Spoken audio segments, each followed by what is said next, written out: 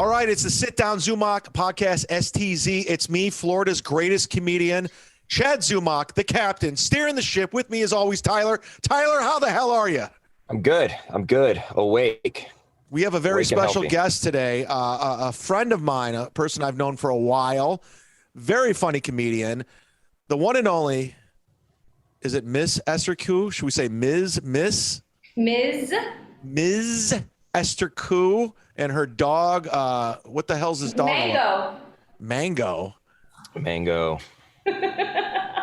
Are you like a housewife now? Like, what's your story with the dog? Well, this is my little dogder. Little dogder? Yeah. This is my little dogder. She's smiling. She likes you, Chad. Look. She don't smile for nobody. She has no idea what's going on. Can you tell? Well, I did just give her medication, so she's basically on the equivalent of like edibles. That dog looks like an Ewok. Doesn't she? Thank you. That dog should be in The Mandalorian.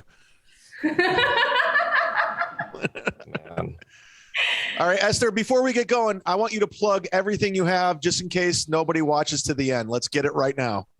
Okay. I'm going to be at Side Splitters in Tampa at Wesley Chapel, near Tampa, on Saturday, March 26th at 7 and 9:30.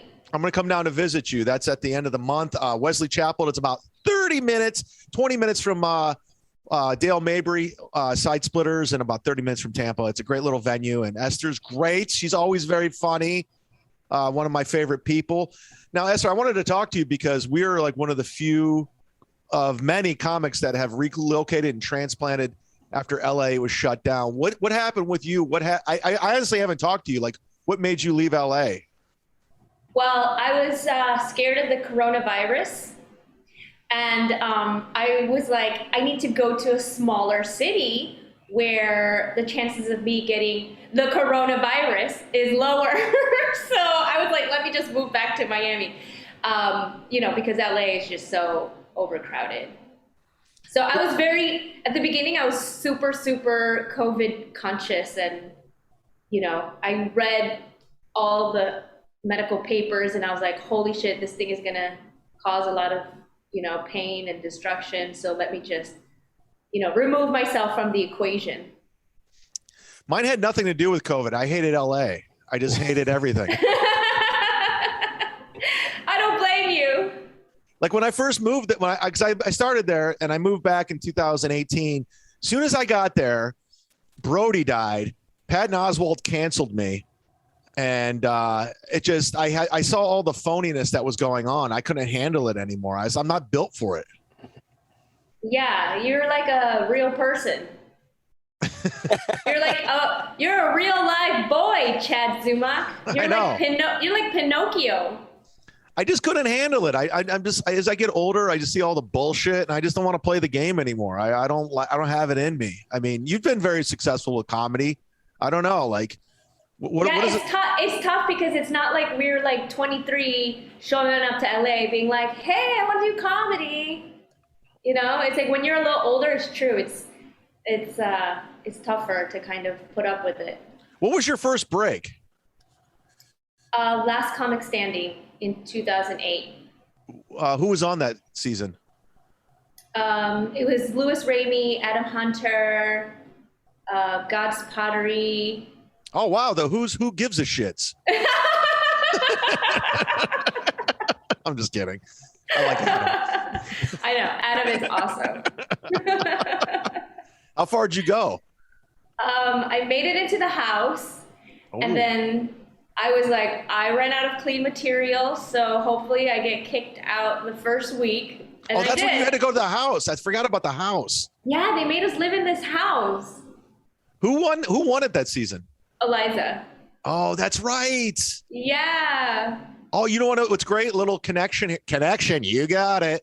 I actually hosted for Eliza at the Cleveland Improv right off of Last Comic Standing. I think it was 2009 or 8. What was it? Yeah, it must have been.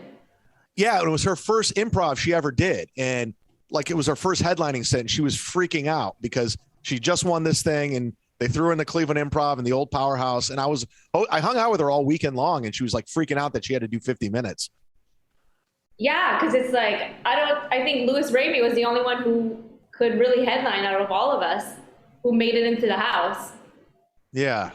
Right? I mean, he had to put his ego aside to do the show because you're on the show with a bunch of kids. Yeah, you're like, fuck these feature acts. Yeah, and I was so terrified of like, it's like I wanted to be able to like tour and, book shows all around the country, but also I didn't have the time to back it up. Right. So I was kind of like, I'm going to audition, and I was hoping not to get past the semifinals. But when the opportunity presents itself, you have to take it. And I made it to the finals, and I'm just like, hey, okay, I'm the next Dat fan if I win this thing.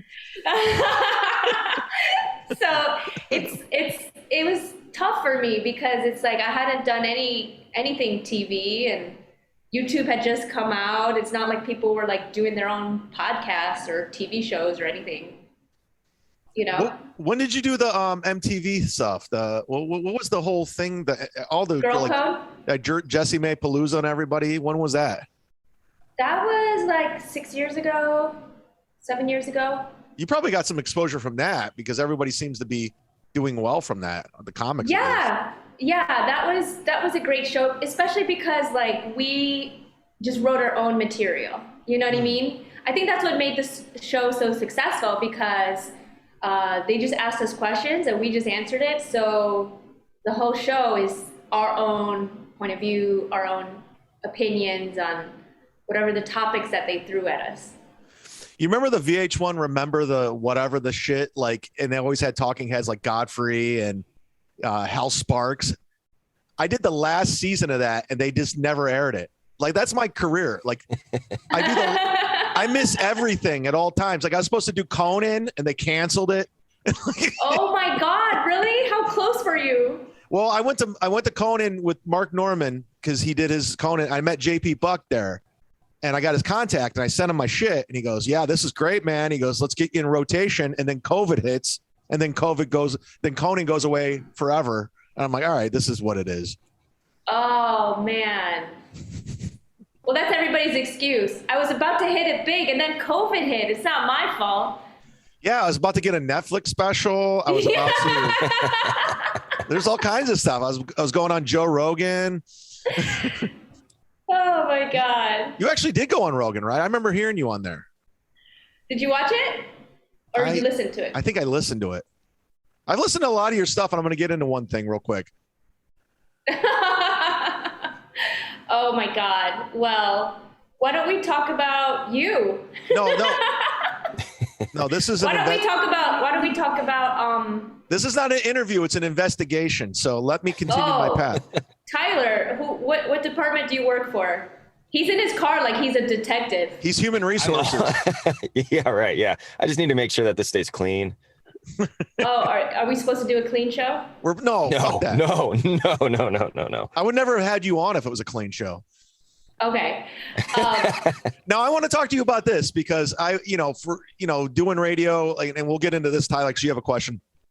We travel a lot. We're all over the fucking place. So there's a lot of downtime. So I listen to podcasts, I listen to radio shows, and I distinctively remember listening to Opie and Jim on Sirius XM live. You were in studio, and I don't know, let me ask you this. I don't know if you were trolling, if it was conscious, but you were in there and you made some of the most excellent radio I've ever heard my entire life. You asked I think you were talking to Opie, and you're like, I'm going to do Anthony's show. And they just broke up. And he tried to play it cool, like, yeah, oh, cool, yeah. And you could feel him just not being comfortable and trying to play it cool. And next thing you know, it was an all-out war between him and Jim, all this unresolved conflict. Do you remember this? Of course. And you started it. Was that on purpose? Because it was fucking great radio if you did that on purpose. Of course it wasn't on purpose. Like, the whole culture of the Opie Jim show is to kind of like bust each other's balls, right? Sure. And so I just came in there like kind of like guns a-blazing at 7 a.m. And I think, I think with Anthony having gone off to do his own show, Anthony was a big part of like the whole busting your balls culture of that show, right? Yeah. And so once it wasn't the three of them, it kind of, wasn't as, I guess, strong. You know what I mean? Yeah. Yeah. Right. So I think, but I had listened to a bunch of their episodes, and so I was like, oh, let me just go in knowing that this is the culture of the show, and let me just pick on Opie. And I guess you're not supposed to pick on the host when you're invited to do somebody's radio show. And I thought he could handle it because he had been the host of Opie and Anthony. And I'm thinking, surely he can take a joke. And if anything, he could just dish one back to me and I could take a joke too. But instead it blew up into this whole thing, which I totally did not mean for that to happen.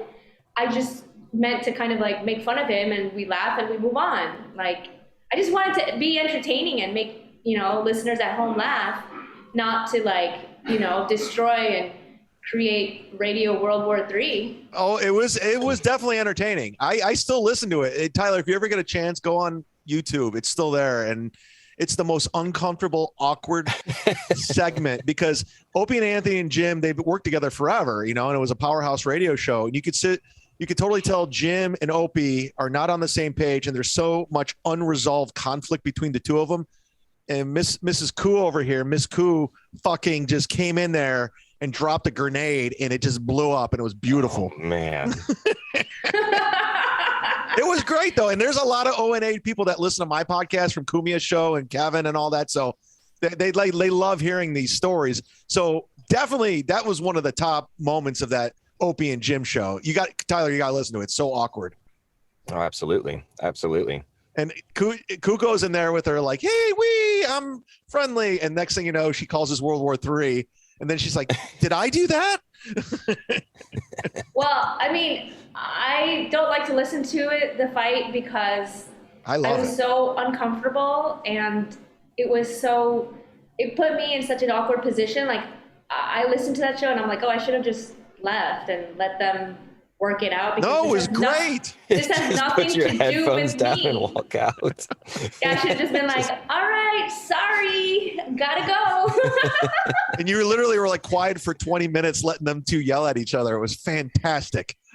Yeah, it was so awkward. And, it's like being caught when you're at somebody's house and the couple just feels so comfortable with you that they just fight in front of you.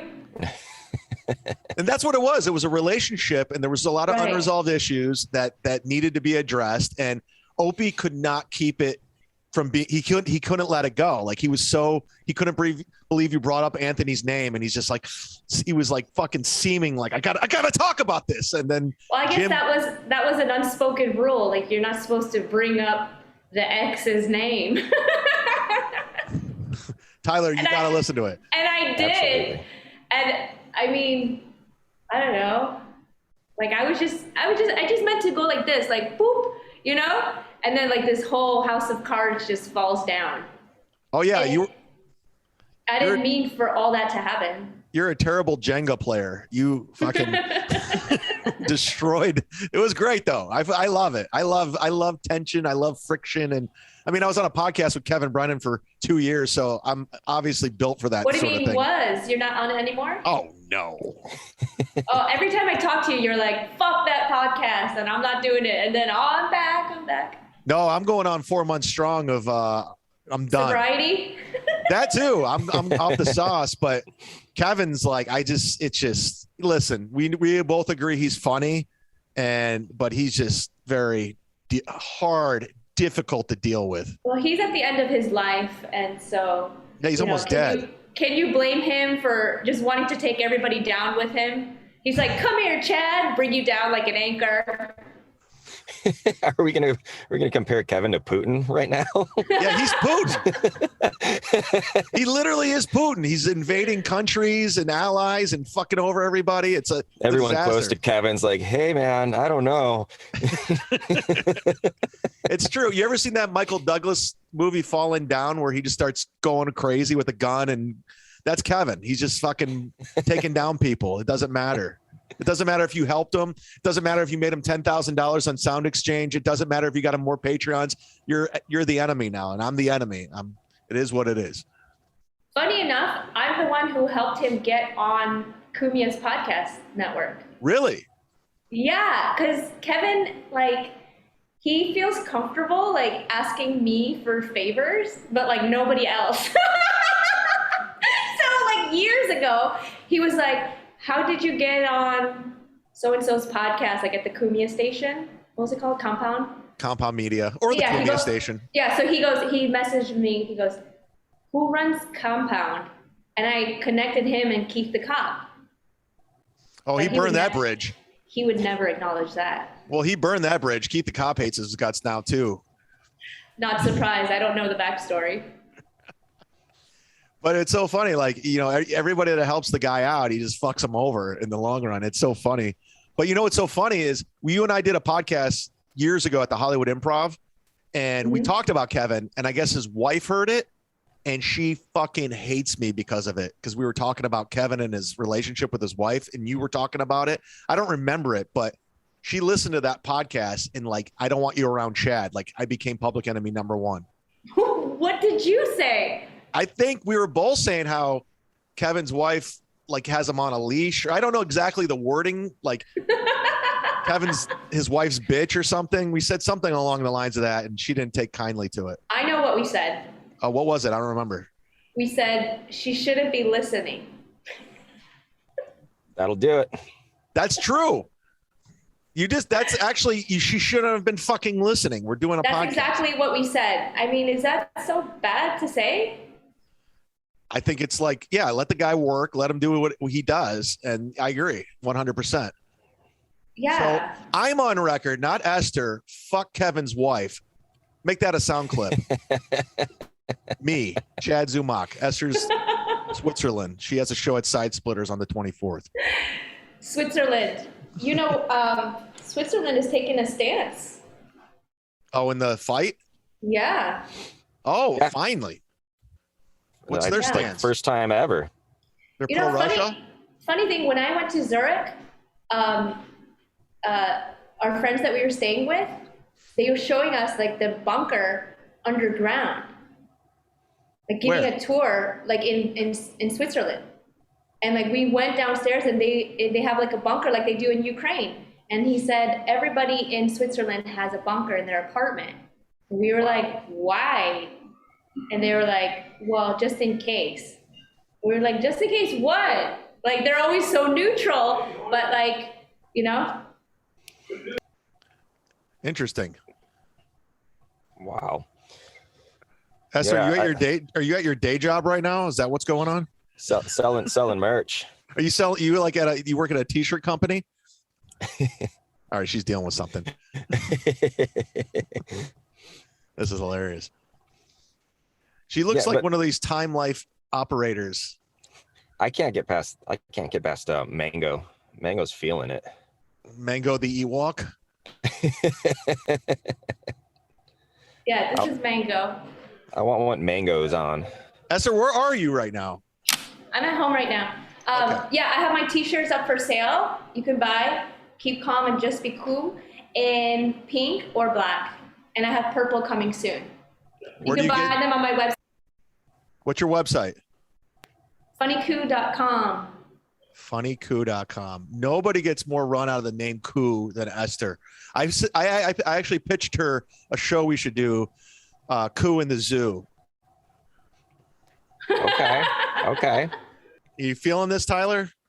Yeah. I mean, who's the is you just have guests on, or like who's the co-hosts, you know? No, I don't know if it's like a podcast, but like a stand-up comedy show or something.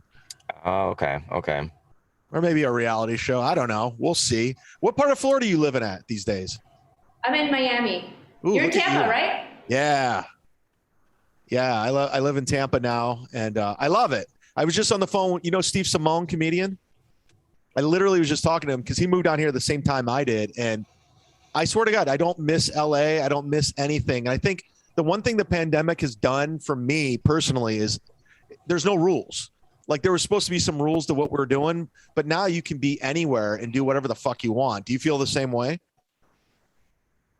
Yeah, exactly. With the internet, it's like everybody thought I was crazy for moving to Miami, you know?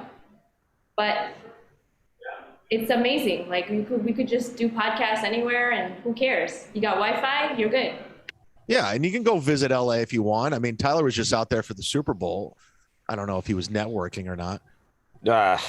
Dude, yeah, just through a mask, just everywhere you go it's wild. It was crazy being there. And then last week I was in Indianapolis for the combine, and it's worlds apart, right? Like, Was there no mask for that? no, but the weird thing that they did in Indianapolis, because like obviously you two have, I'm sure, been there plenty of times, right? So like they always have the combine there because all the hotels and all that are all connected through that skywalk, which is great. Esther just disappeared. What the fuck is going on? You literally just disappeared like you're David Copperfield. Sorry. You put your hand up and you were gone. Sorry, I'm back. No, the weird thing that Indianapolis did is they turned off all of their water fountains, but that's it. No, you don't have to worry about masks or the vaccine cards or anything like that, but no water fountains. And you have to, you walk through that skywalk to get to where you need to go. And I mean, to find water is at least a quarter-mile walk somewhere else. It's like, it made no sense at all. Where? Indianapolis. He was at the combine for the NFL. Water. What's that? There's somebody walking behind you. Careful. Oh, I know. No, because they did it because of COVID restrictions. There's no rhyme or reason to any of this. I don't know where you stand with this. I know you said you were terrified at first. I could give a fuck about COVID. I had it twice. I don't give a shit. It's stupid. I'm glad the Ukraine's in war right now so we can move on from COVID. Wasn't that funny? Like, it's like COVID's gone now because that's like maybe like the only piece of credit to Putin is he took care of COVID. Yeah, we should be praising Putin for getting rid of COVID. I mean, the whole world peace relies on China versus Russia. COVID is China. Now Putin's the war. And damn. There it is. It's like we're such a narcissistic country, but like we're such a blip on the whole timeline. Yeah, I mean, connecting China and Russia there, that's Tim Dillon's next podcast.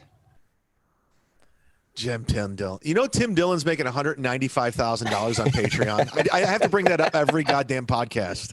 A month?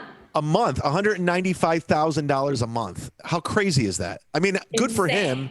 Good for him. But I think Tim's hilarious. He's a friend of mine, but to me, he's not $195,000 funny a month. I mean, do you text that to Kevin Brennan every morning? I hope so.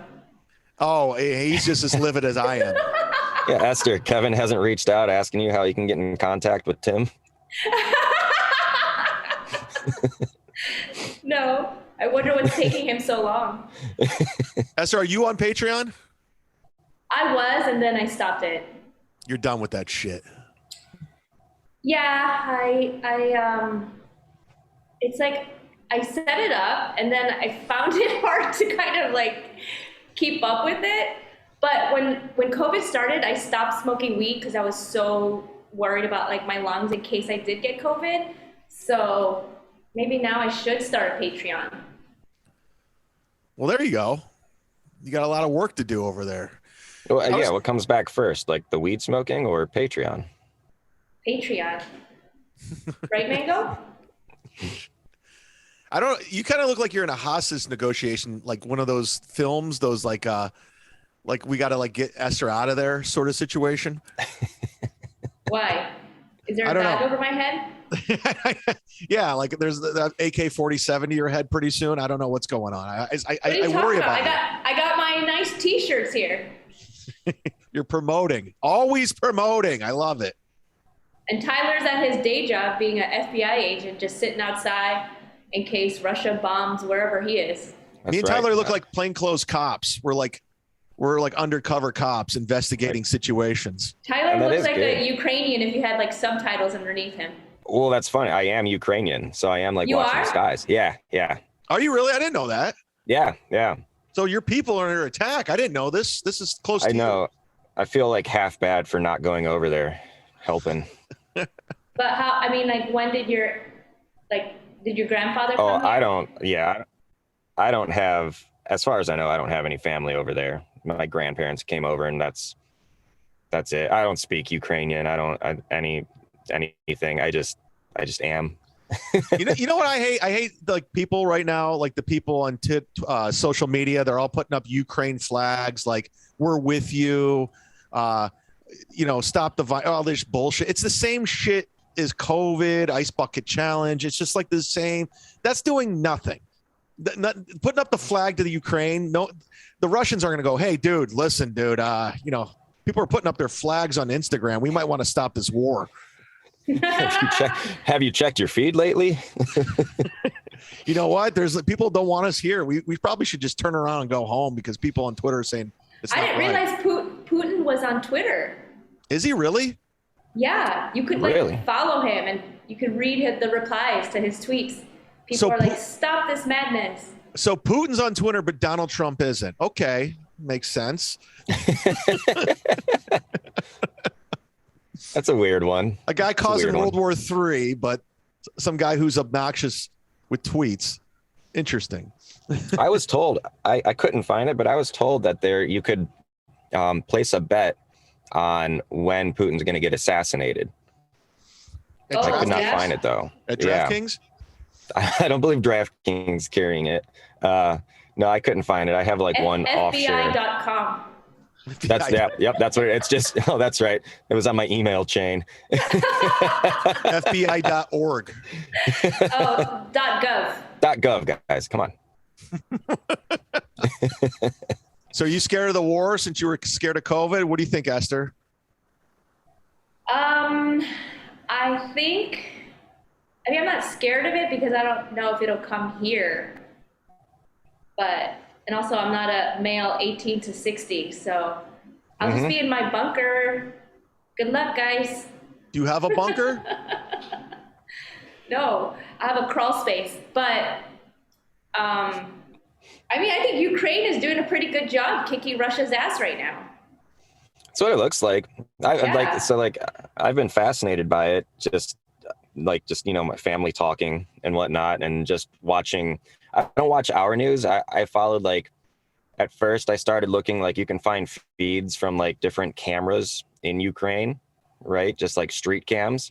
Mm-hmm. So I started by watching that, and then it's called I think it's called India Today, India's news station, and it's all I know India Today, but it's all in English, so I don't have to sit there and try and read subtitles, and they're doing a great job. They have the Indian Michael Strahan, hey, welcome to India Today. They do. I can't remember the dude's name, but yeah, no, he's there in the thick of it. He was at one broadcast, he was getting shot at while trying to drive away. Pretty fun to watch. But the live chat, people are I can't remember his name. I think it's Rajesh. And they're Rajesh is the man. Look at his fucking sweater. That's awesome. They love him. But then I'll go over to RT. It's Russia's thing, just because I want to see what their dialogue is, and it's completely different, which obviously you would guess, but it's so interesting to see how they're delivering the news versus how the rest of the fucking world sees it. They're telling people that we have to save the Ukrainians from the Nazis. Yeah It's CNN it's so and Fox News in India. Zelensky, Ukraine's president, is fucking Jewish. So is he really? Yeah.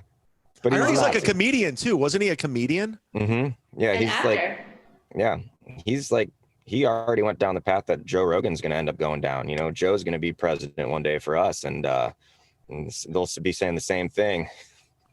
He'll be out there in front of the White House posting videos I'm here with his gun in hand.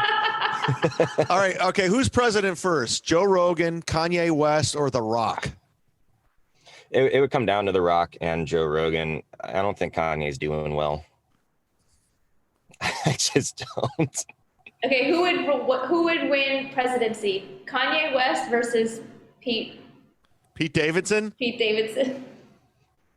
Well, Pete seems more like the victim at this point. Yeah, but no, it comes down to, I think, if Pete is still with Kim at the time, Pete wins by a landslide. If Kim breaks it off with him, then he's got like 2-year-olds hating him. Yeah, because you're going to want Kim as the first lady. Yeah. Do you know Pete Davidson, Esther?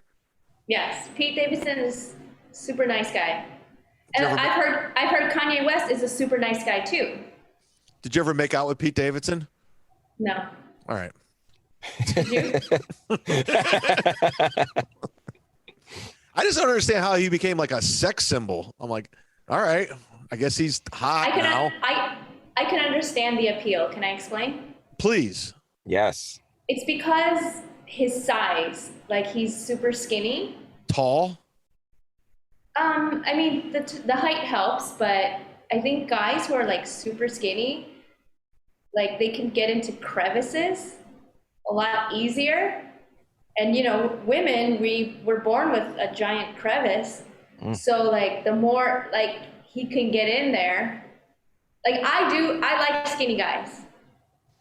Right? Like, For that reason. do you think Machine Gun Kelly's hot?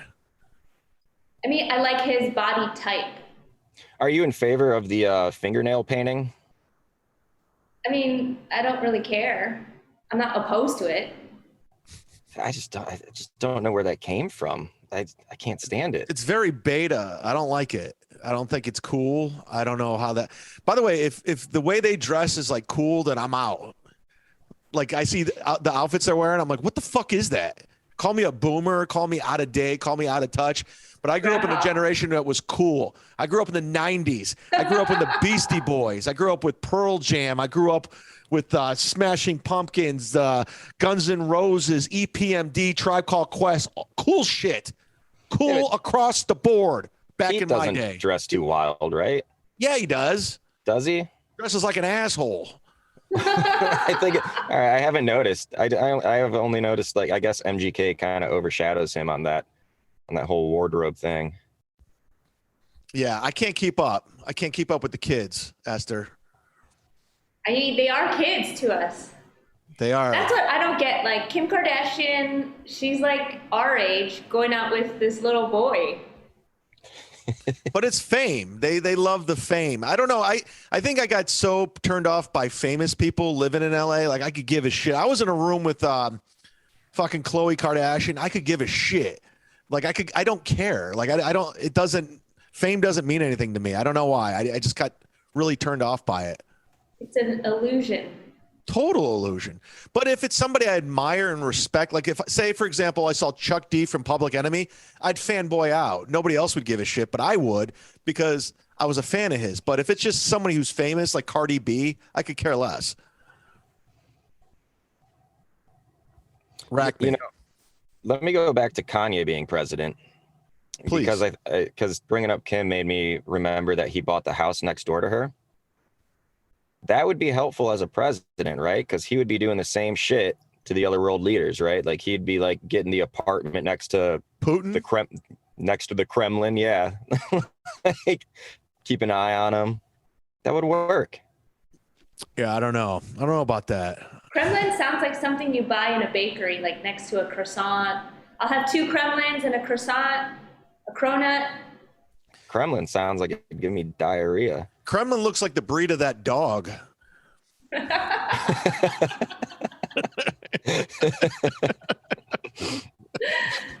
my God. So are you going to stay in Miami, Esther, or what? Who knows? Are you going to go back out there? I'm an Aquarius. I wander this whole planet. Are you going to go back? I could go anywhere. You going to go back to LA and try to make it? I mean, I would probably go to LA over New York. Yeah. If I were to make a move. Yeah. So is New York still crazy with the vaccine stuff now? They lifted I'm going to New York in August. They lifted everything. Thank God. Okay. Because LA hasn't, right? I don't know. I mean, did you watch the State of the Union address? Like, nobody wore a mask and Joe Biden was like hugging people. Nobody had a mask on.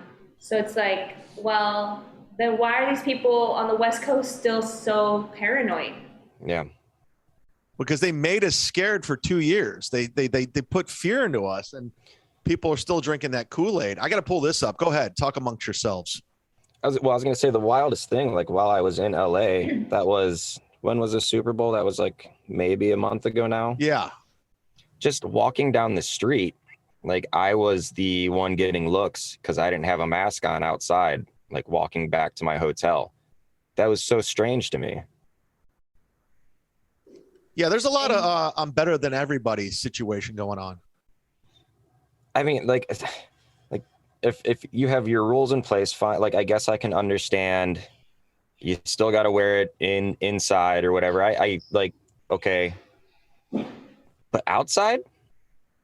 Yeah, there's no logic to this. I want to pull this up because Esther brought up State of the Union.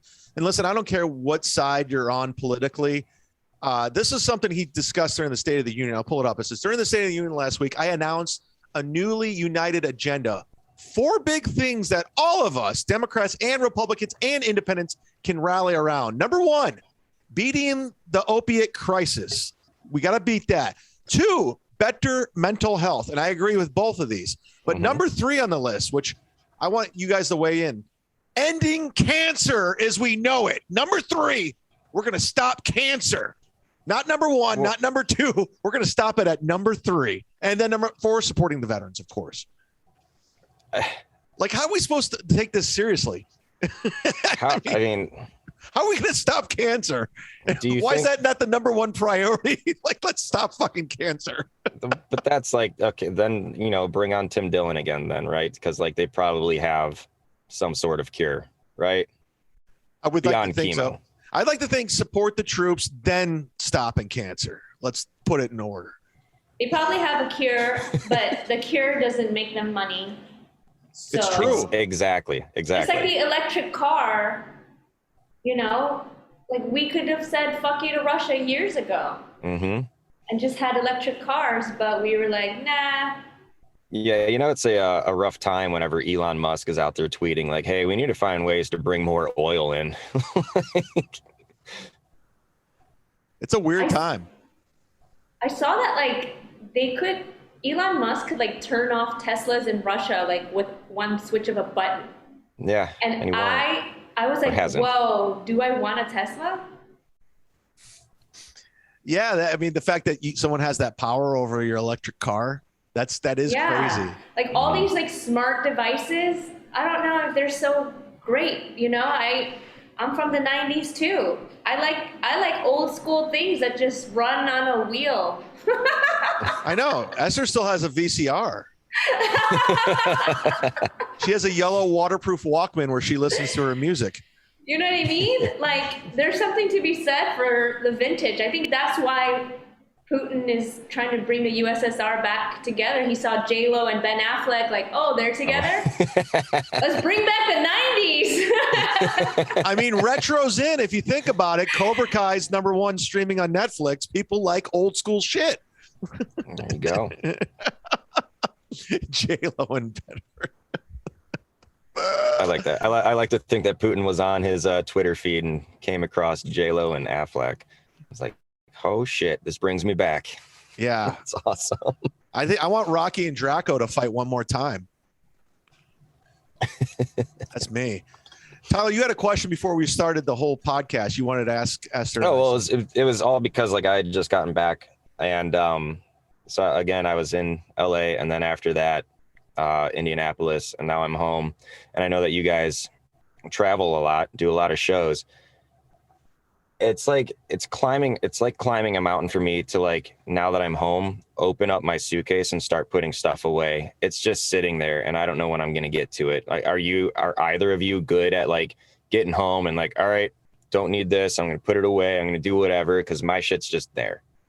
Yes, I am so good at, as soon as I get home, no matter how long my flight was, I open up my suitcase and I unpack, throw everything in the laundry. Like, I do it right away. Put everything else like back in its place. At what point do you hang your merch behind you? No,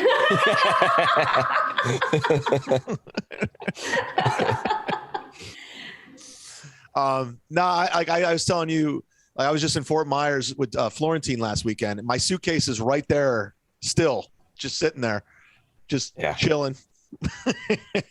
I let my phone die bore I even opened it up to get my charger. I was like, Yeah, I grew up super messy, but now I'm super clean now. As a woman, you're clean. No, I grew up in a really messy house. You grew up in Chicago, right? According to Wikipedia. Yeah, like we used to, like when we ate like a fruit roll up or fruit snacks, we just open the wrapper and throw it behind the couch. And once a year, we would clean behind the couch. Like it'd be just full of garbage behind the couch. But, you know, my parents both worked and, you know, it's like nobody ever cleaned the house. So. Did you have brothers and sisters? Yeah. How many? 4. Oh, shit. Wow. Are you youngest, oldest, middle? I'm like the oldest daughter. So I had to be like the mini mom. Yeah, the mini mom. Hey, brothers and sisters, just throw the wrapper behind the couch. I'm the mini mom. We got another set the example. We got another 8 months before we have to worry about this. Where do I put this plate? Just put it on the floor. Well, that's what happens when you make a kid a mom, right? Yeah. They come up with these solutions that are great for the kids, but not necessarily great for the household. What part of Chicago did you grow up in? On the west side. West side. Right by O'Hare Airport. I know exactly where it's at. By Schaumburg? South of Schaumburg. Okay. I'm from River Grove. River Grove. Are you friends with Godfrey? He's from the south side. Yeah, we went to the same school at different times. No way. We both went to U of I. Lane Tech. I thought it was Lane Tech, this high school. Oh, well, he went to high school at Lane Tech, and all my friends went to Lane Tech. All my Korean friends from church, who were all the valedictorians every year. But no, we went to different high schools, but the same college. Oh, yeah, U of I. Yeah, he said he played football there for a minute. Yeah, he was popular. I was nobody. Yeah, he was. He got in with the black fraternity, and he became very militant. It was right around Spike Lee's "Do the Right Thing," and he had like the African symbol, and he had all the hypercolor stuff, and he was very militant, and he loved it. They should bring hypercolor back. No, I'll be in. Retro's in. Might as well. Putin, everything's in. J-Lo, Ben Affleck. Why not? What'd you go to school for? I studied business. I studied marketing. And they always told me, when you do a podcast in 2022, hang your t-shirts behind you so you can sell more. Marketing degree. That marketing degree paid off, sister. I even have size 2XL in the black t-shirts for, you know, the fatties in your life. Just in case you get booked in Richmond, Virginia, we got 2X. We're ready to roll. I know, but it's amazing how many guys come up to me and they're like, you got 3XL? No, I believe it. Have you ever pulled a like, yeah, and then you give them an extra large and hope they don't look? And then just take a Sharpie and just write another X. They get home, they're like, fuck you. What club have you been working the most on that side of town? Not the improvs. Really? I can't get in with Melissa. She does Miami and the Data Point. Is it Dana Point? Dania Point? Yeah. Yeah. Is that a good club? I don't know. I've never been there, but I'm doing all these. There's a club called the Villain Theater. Mm-hmm. I'm doing that on March 25th in Miami. It's a great stand-up club that does classes and everything. And I'm doing Boca Beer Garden this Thursday, March 10th in Boca Raton. So there's all these independent shows. I'm like busier than I was in LA. And you do the Black Box too with Randy, right? Pre-COVID. Yes. Right. No, you're always doing independent shows. Actually, I'm going to be on that side of town in April. I'm going to have to hit you up off mic about possibly routing something. I'm going to pull Kevin Brennan and get connections from you. I'm telling you, Kevin Brennan, like, he seriously does, like, I think the reason why his career never went anywhere, because he was, like, afraid to, like, ask people for connections, or he was always anti-networking, or, you know what I mean? Like, he thinks that's, like, a weakness. Like, people should just call him to do shows. But he had no problem asking me, like, oh, who books that? Yeah, well, there's a reason. Working with him closely for 2 years, I can name 100 reasons why his career never went anywhere, but I'm not going to. I'm not that guy. I thought that's the topic of today's podcast.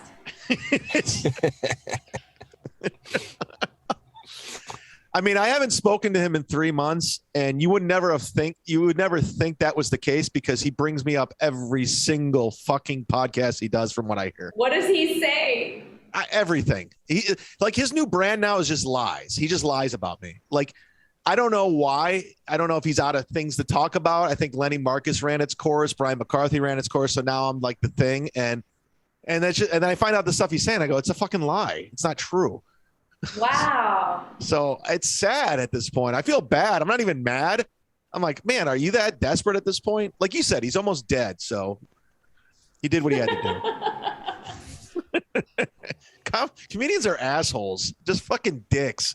Not you, Esther, but a couple others. The ones we know. Have you had a major beef with a comic? Are you allowed to name names? Major beef. Like April Macy or something? I'm just throwing it. I love April Macy. I mean, Opie. That was your big thing? That was my big beef, I guess. Yeah. There's never been a situation where somebody like confronted you on something or like you fucking cunt. I mean, there's been male comics like who get creepy with me and I have beef with them, but it's not like, it's just from them being creeps. It's not anything that came up between us. Really? Their beef is that I didn't fuck them. Oh. And they're like, we have beef. I'm like, that's not beef. I don't want to fuck you. Like, was there a lot of like creeps like that in comedy? Yeah, there's. How come you didn't Me Too anybody? That would seem to be a thing for a second. I mean, it's not that I got like Me Too technically. Yeah. It's just, it's more like. What did Louis C.K. do to you? Nothing. It's just guys being like creepy, you know? Well, congratulations. You're on our podcast with me and Tyler. Right. Yeah, I think it was like at one episode ago, I was talking about getting a van. So, no, that must suck for female comics. I make it a point, honestly. I've never hooked up with a female comic. I've never done it. And a lot of that is just because this profession is fucking hard. It's a grind. It sucks. I honestly, not to sound sexist, and I don't understand how a female can do it. I really don't. It's because it sucks as a guy. It's so thankless. And then you throw on like the predatory thing about it. And I'm not trying to sound like I'm a social justice warrior. I can give a fuck. Like, but I think it's hard as a guy. So like a female in this profession, it's like another level of craziness. Well, I got balls as big as Zelensky, so I'm fine. I can hold my own, you know, because I'm from Chicago, I'm Korean, I'm not like some. You have a gun? I'm not, exactly. I got my concealed, permit, and I protect myself. And I protect myself with like, really my mouth. You know what I mean? Yeah. Like, I can defend myself verbally, and I think, I don't want to paint this picture that most male comics are predators or creeps or, Me Tooers, because they're not. Just 77% of them. I think more of them are more scared of me than they are like creepy to me. Interesting. Yeah. Well, because I could chew their head off with, the things that I say. Whereas like, okay, go hit on some little audience member girl. Like she's an easier target. Me, I could just, blast you from across the room with 3 words. What's funny is like when the whole Chris D'Elia shit was happening, and I'm friends with Chris. I started with Chris, and I've been on the road for Chris. I've opened for Chris, and I mean, I swear to God, and I say this, I was one of the few people to defend him because it was allegations that never went anywhere. But I remember distinctively being in Nashville, and there were women, like beautiful women, dressed up like they were going to a nightclub or a ball just to meet him. And they were in groups, like just waiting outside the dressing room. And he was just sitting there on his phone. Like, I go, hey, there's some girls who want to meet. He's like, okay, cool, whatever. I go, they're really hot. He's like, yeah, that's fine, whatever. And I just like, you're like, women, do you mind if I talk to them? And I did. And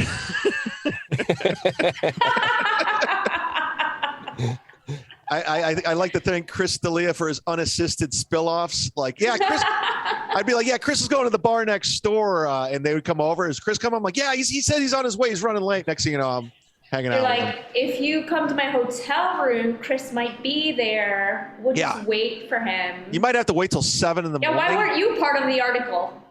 I know. I'm trying to get some publicity here. No, I didn't, because I'm all about consent, motherfuckers. They look you over even for this article. Jeez. I'm all about consent. I don't like the no. Why not? And just keep going. That's weird. It's creepy. It's weird. I'm not all about that. Fuck that. Esther, before we leave today, I got to tell you this. I think I already did once. So this is a great story. And I wrote it down in my notes. Well, when I got you did the Gotham Live, right? On Access TV. Yeah. So I got it, and I was really excited because Norm Macdonald was hosting, and Norm was one of my favorites. Awesome. So I knew it was going to be fun, and it opened up a million doors because he was hosting. So like 2 weeks prior to me going to New York to film that, I was with my Aunt Sharon, who's very religious. She's very proper, and I was telling her about this, and I go, "Let's watch it tonight. I'll show you what it's all about." And we turned on Access TV, and you were on there, and you were as filthy as anything, just saying, and my aunt's like, "Oh, wow. Okay. Well, okay." I was like, "Yeah, well, it's like," she was like, "So like, oh my goodness, this is what," do you remember that? Oh my God. I remember you telling me. Yeah. Yeah. It was sorry. No, I know. It was hilarious. It's a great story now. But at the time, my aunt was like, wow. Like she went from being proud of me, like, "You're going to be talking like this, Chad?" And I'm sure like it's live, so they were like, well, we can't censor it now. It's already going out there live. Yeah. Esther's up there saying like cunt and everything. I'm like, oh, okay, well. And my religious aunt's like, "Oh, well, congratulations on your little TV credit." Religious people, they're the most hypocritical. Yeah, fuck Aunt Sharon. You know what I mean? How many abortions has Aunt Sharon gotten? Like 36. Exactly.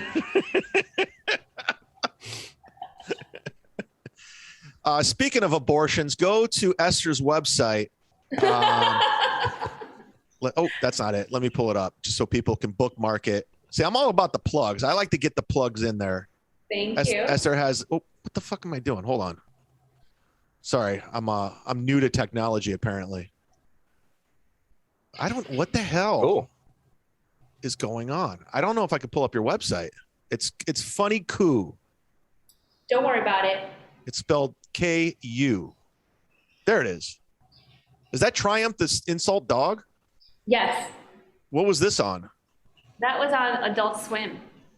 Oh, so did you meet Robert Smigel? Yeah, he hired me. Oh, that's cool. Yeah.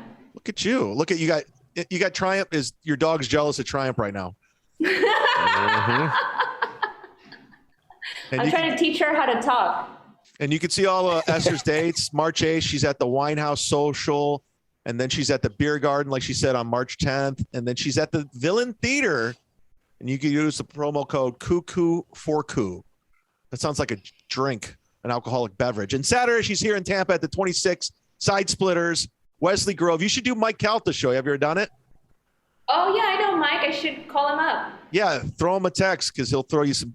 He sells tickets down here. And let's go to. Where's your merch? Right here. Let's go get her. She got her.